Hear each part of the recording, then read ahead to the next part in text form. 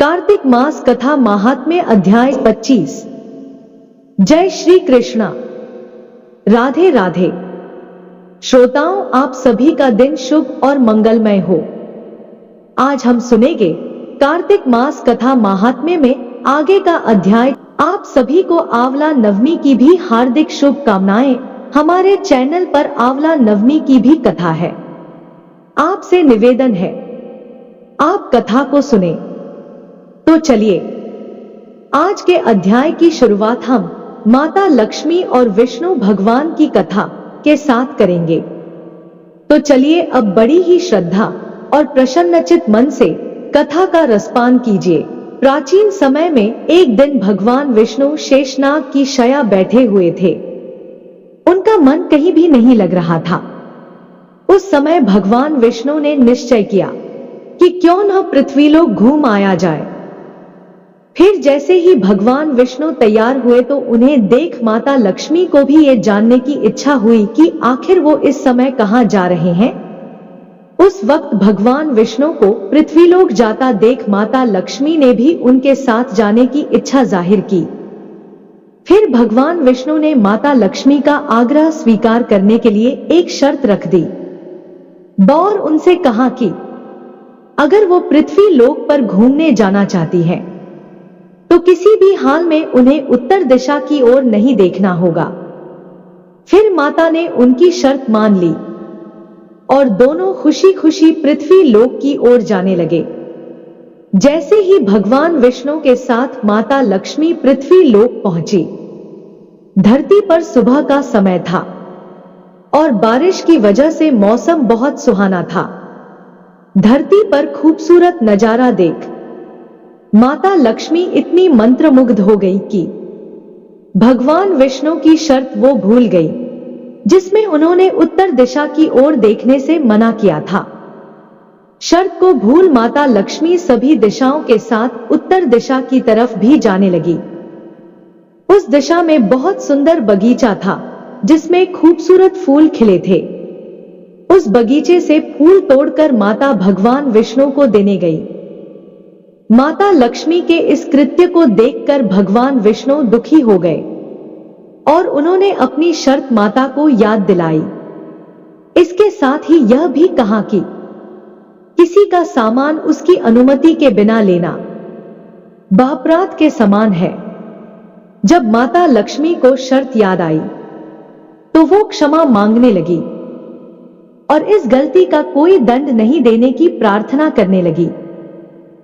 फिर भगवान विष्णु ने उन्हें बताया कि उनकी गलती अक्षम्य है और इसका दंड उन्हें जरूर भोगना पड़ेगा। फिर उन्होंने माता लक्ष्मी से कहा था कि उन्होंने माली से पूछे बिना उसके बगीचे से फूल तोड़ा है। ये एक तरह की चोरी है, इसलिए उन्हें दंड के तौर पर माली के घर में कुछ सालों तक रहना पड़ेगा। ये कहकर भगवान विष्णु पृथ्वी लोक से वापस चले गए। भगवान विष्णु के पृथ्वी लोक से लौटने के बाद माता लक्ष्मी ने एक गरीब कन्या का रूप धारण किया और माली के घर पहुंची। उस समय माली अपने परिवार के साथ एक झोपड़ी में रहता था जिसके बाहर माता लक्ष्मी बैठ गई। जब माली अपनी झोपड़ी से बाहर निकला तब उसकी नजर माता लक्ष्मी पर पड़ी। फिर माली ने उनसे पूछताछ की तो उन्होंने खुद को असहाय बताते हुए माली के घर में काम करने का आग्रह किया। गरीब कन्या की बात सुनकर माली को दया आ गई और उसने अपने घर में उन्हें शरण दे दी। माता लक्ष्मी को माली ने अपनी बेटी के रूप में स्वीकार कर लिया और घर के अंदर ले जाकर अपनी पत्नी से बोला कि ये कन्या उनकी बेटी बनकर घर में रहेगी।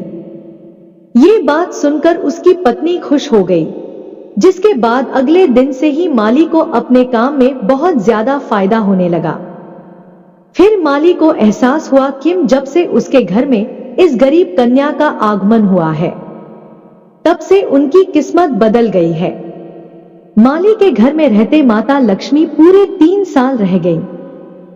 3 साल रहने के बाद माता लक्ष्मी अपने वास्तविक स्वरूप में प्रकट हो गई। जैसे ही माली ने माता को देखा वो उनसे माफी मांगने लगा।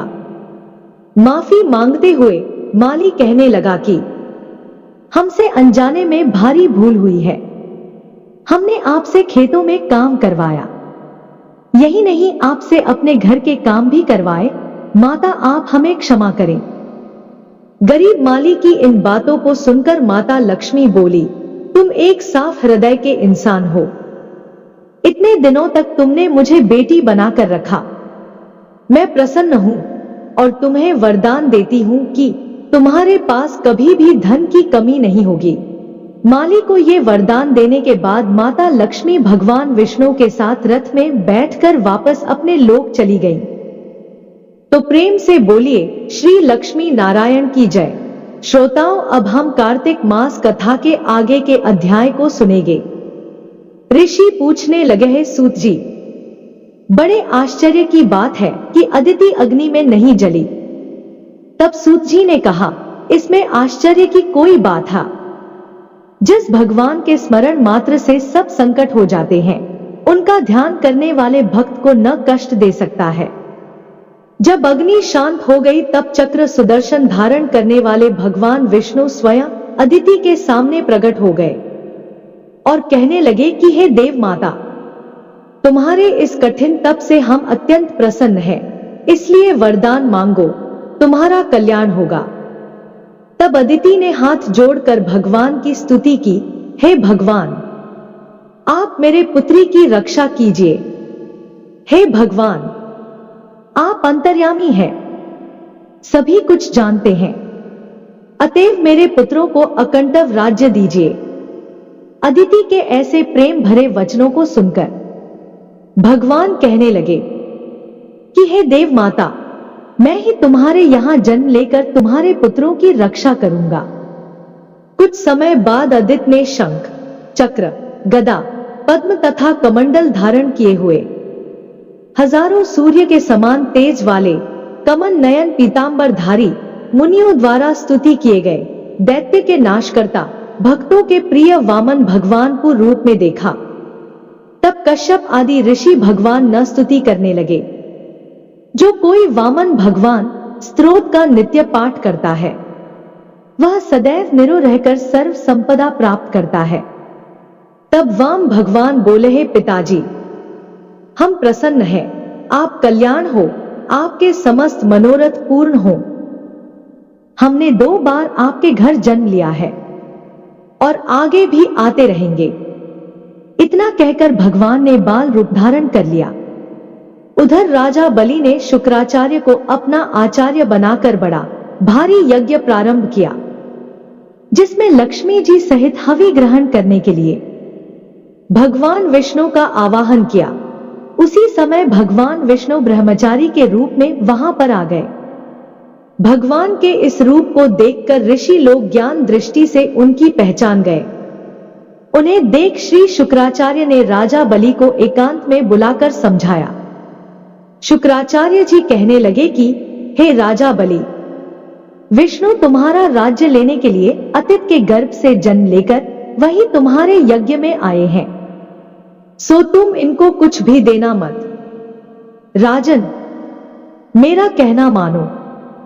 नीति शास्त्र का कहना है कि अपनी बुद्धि से गुरु की बुद्धि अधिक लाभदायक होती है।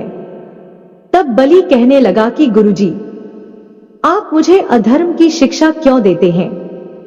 घर पर आए हुए याचक को दान न देना राजा के लिए अत्यंत अधर्म की बात मानी जाती है, और यदि स्वयं विष्णु भगवान ही याचक बनकर आए हैं, तो इसके बराबर मेरे लिए सौभाग्य की और क्या बात हो सकती है। जितना भी यज्ञ करता हूं, हाथ जोड़कर खड़ा हो गया और कहने लगा कि हे नाथ, मैं कृतार्थ हो गया, जो आज अपने यहां आकर दर्शन दिए। अब आज्ञा कीजिए, मैं और आपकी क्या सेवा करूं? मैं तो आपका सेवक हूं। भगवान कहने लगे, हे राजन, हमको तप करने के लिए 3 पग पृथ्वी चाहिए। राजा बलि हंसकर कहने लगे कि हे वटुक, तुमने यह क्या मांगा? कुछ धन, ग्राम या कोई शहर मांगा होता।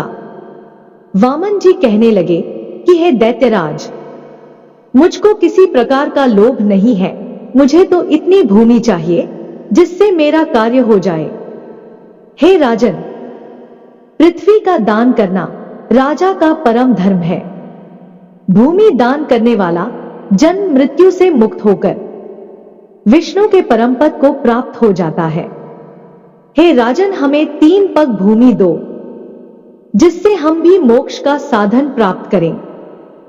इतनी बात सुनकर राजा बलि जल युक्त टूटी वाला लोटा लेकर भूमि का संकल्प करने के लिए तैयार हो गया। तब शुक्राचार्य तपोबल से अपना सूक्ष्म रूप बनाकर राजा बलि को संकल्प करने से रोकने के लिए लोटे की टूटी में जल रोककर बैठ गए। वामन भगवान शुक्राचार्य के मन की बात जान गए, अतएव उन्होंने एक तेज अग्र भाग वाला कुशा लेकर उस लोटे की टूटी के छिद्र में डाल दिया, जिससे शुक्राचार्य की एक आंख फूट गई। इसके पश्चात राजा बलि ने 3 पग भूमि का संकल्प दे दिया। उसी समय भगवान विराट रूप होकर ब्रह्मा लोक तक बढ़ गए।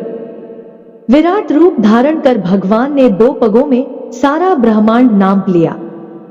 फिर पांव के अंगूठे से ब्रह्मांड फूट गया। उस फूटे हुए मार्ग से पानी के बहुत से स्रोत बहने लगे। भगवान विष्णु का पैर उस जल से धोया गया। वह निर्मल लोक पावन जलधारा का रूप हुआ।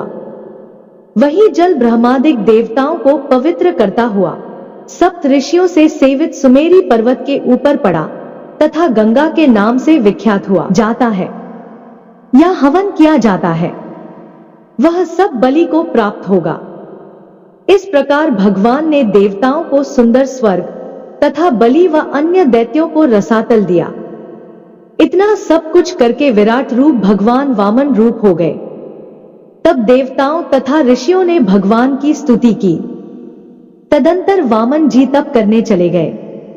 इस प्रकार ऐसी पावन गंगा की उत्पत्ति भगवान के चरणों से हुई, जिसके स्नान एवं स्मरण मात्र से जन्म जन्मांतर के पाप नाश हो जाते हैं। कहानी पसंद आए तो चैनल को सब्सक्राइब करें और वीडियो को लाइक एंड शेयर करें। जय श्री कृष्णा। राधे राधे।